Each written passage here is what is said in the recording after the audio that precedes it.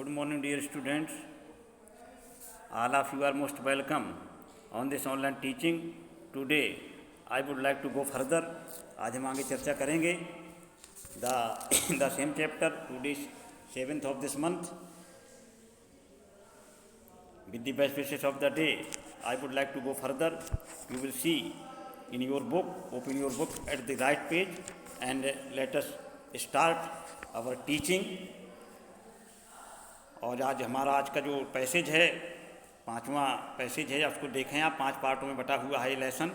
तो दी महाराजा एंजाइटी, इस पैसेज को निकाल के देखना है आपको.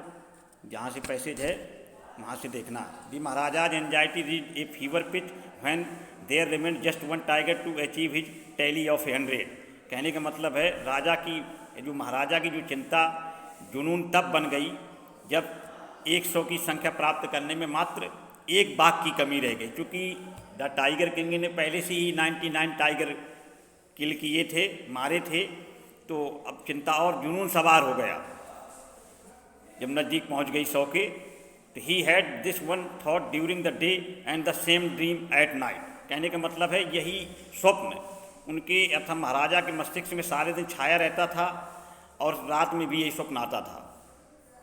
इस बात का ध्यान दीजिए आप. इसके बाद आगे है By this time the tiger farms had run dry even his father-in-law's kingdom. कहने का मतलब अब तक उसके ससुर के यहाँ भी बाघों के जितने भी फार्म थे, मतलब वन थे, जंगल थे, वो खाली हो चुके थे.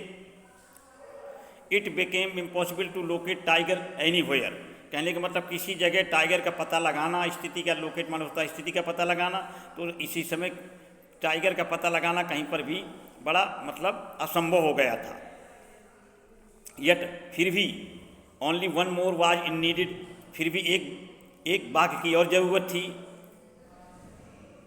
इफ़ अगर he could kill just that one single beast. कहने का मतलब बस अगर वह केवल एक जानवर और मार ले Maharaja, the Maharaja would have no fear left, तो महाराजा का कोई डर ना बचेगा. He could give up tiger hunting altogether. तो वो पूर्ण रूप से पूरी तरीके से बाघों को मतलब नहीं मारेगा. But he had to be extremely careful with the last tiger. लेकिन लेकिन अंतिम टाइगर को मारते समय उसको बड़ा सावधान रहना होगा.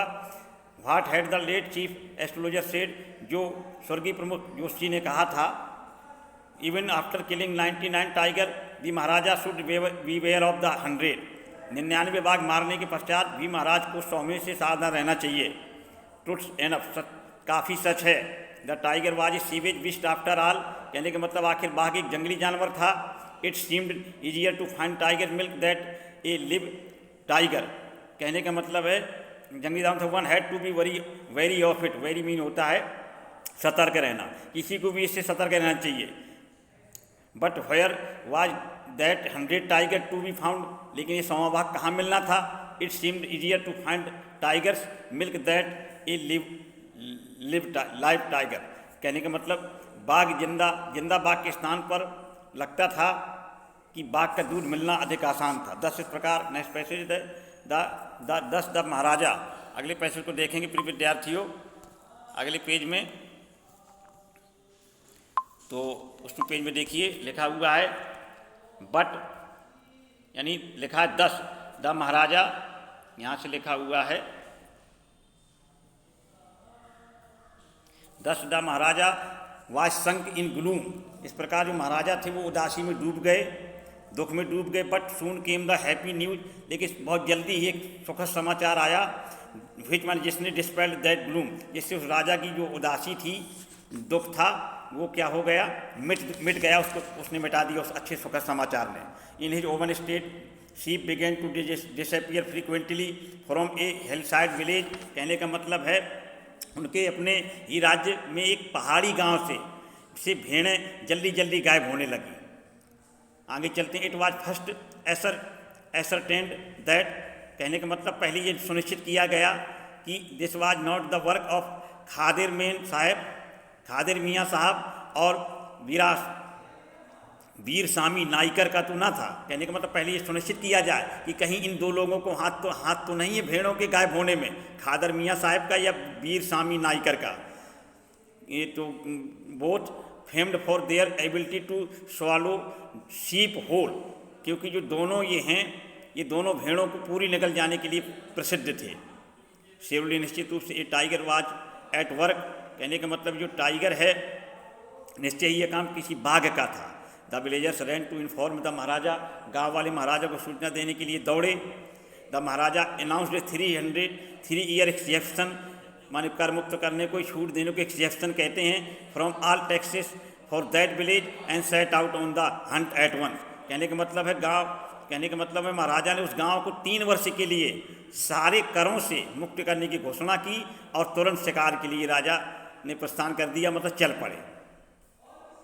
आगे है the tiger was not easily found, tiger बड़े आसानी से तो नहीं मिला। इट सीम्ड एज इफ, ऐसा लगता था मानो it had wantonly hid himself in order to flout the Maharaja will.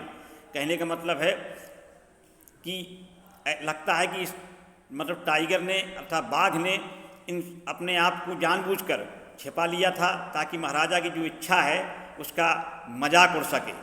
Next passage है the Maharaja was equally determined, जो महाराजा थे वो उसी तरीके से उतने ही निश्चित मन थे, डिटरमाइंड थे, दृढ़ निश्चित थे। He refused to leave the forest until the tiger was found, चीते के न मिल जाने तक उन्होंने निश्चय किया, जंगल न छोड़ने से इनकार कर दिया। एट द डे पास्ट, जैसे ही दिन बीतते गए, अर्थात आई मीन टू से, मेरे कहने का मतलब है दिन जैसे जैसे दिन गुजरते गए, द महाराजाज फरी, महाराजा की जो फरी थी, फरी में होता गुस्सा, एंड ऑस्टिनेसी मीन होता है जिद, राजा की जो गुस्सा और जिद थी, माउंटेड अलार्मडली, मतलब खतरनाक रूप से बढ़ गई। Many officers lost their jobs, बहुत से जो अधिकारी थे उनकी नौकरी चली गई।